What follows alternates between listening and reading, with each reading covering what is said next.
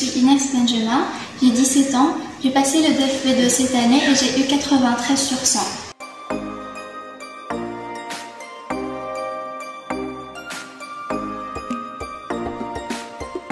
En ce qui concerne la compréhension de l'oral, on s'est habitué à entendre beaucoup d'enregistrements sonores. Donc je me suis habituée à entendre le média francophone et à détecter les détails pour avoir une bonne réponse. À la compréhension orale. Alors personnellement, cette épreuve était la plus défiante de toutes. Écouter un audio, extraire des détails, puis les noter sous forme de réponse n'était pas si facile qu'on pouvait l'imaginer. Pour la compréhension de l'écrit, on a beaucoup lu. On a lu des textes de plusieurs types, surtout explicatifs et argumentatifs. Deuxièmement, on a la compréhension écrite. Alors, à chaque séance, on analysait un texte et on répondait aux questions d'une manière collaborative.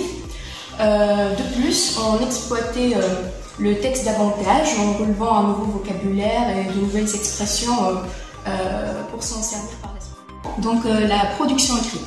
Alors pour cette épreuve, il y avait deux méthodes adoptées.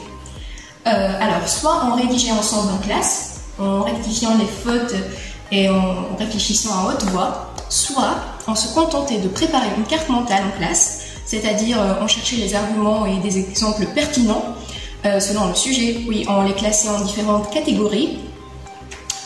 Par la suite, on travaillait chez nous et on envoyait notre travail au professeur via email. Peu de temps après, on aura notre compte rendu. On s'est focalisé sur la méthode de travail pour être plus pragmatique. Donc la production orale.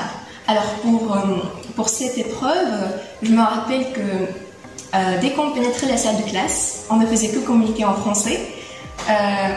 On commettait des fautes, le professeur nous corrigeait et on était là-bas pour apprendre quoi. De plus, ce qui est intéressant, c'est qu'on organisait des débats, donc en parlant de sujets de controverse et d'actualité. Ça nous motivait extrêmement. On a appris à réfléchir, mais ce qui est plus important, c'est qu'on a appris à parler le français d'une manière correcte, fluide et spontanée. On s'est beaucoup exprimé pendant les séances et on a parlé de sujets d'actualité qui concernent le DELF-B2.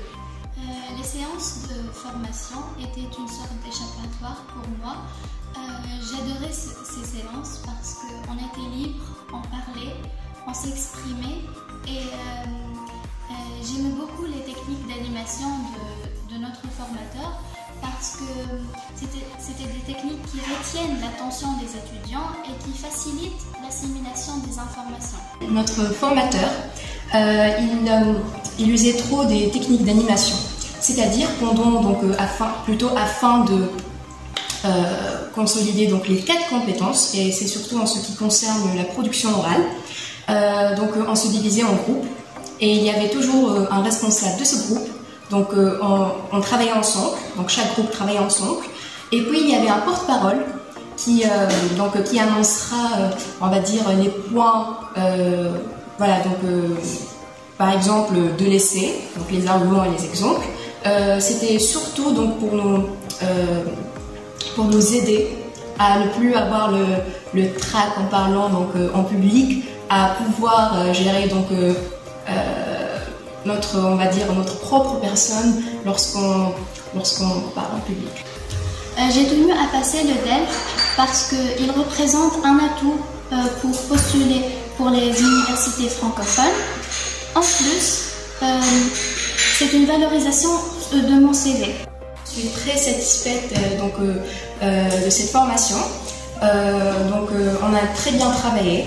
On n'a fait que récolter le fruit de notre persévérance.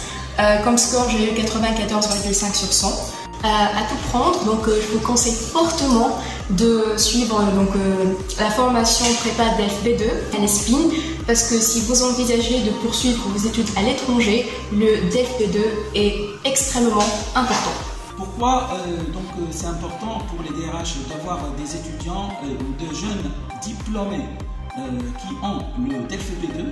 parce qu'il considère que ce diplôme-là, il est structuré autour de la communication, autour de la maîtrise de la stratégie d'argumentation et bien sûr en contexte professionnel, l'argumentation est d'une très grande importance parce qu'on est toujours amené à défendre son entreprise, son image de marque, les produits qu'on va donc mettre sur le marché. Et bien sûr, une bonne personne qui sait bien communiquer, c'est une personne qui sait parler sans susciter des conflits. Déjà, c'est une personne prédisposée à écouter l'autre et à essayer de modérer et éviter tout problème au sein du groupe, et ceci va dans le sens de l'augmentation de la productivité et de la réussite de l'entreprise.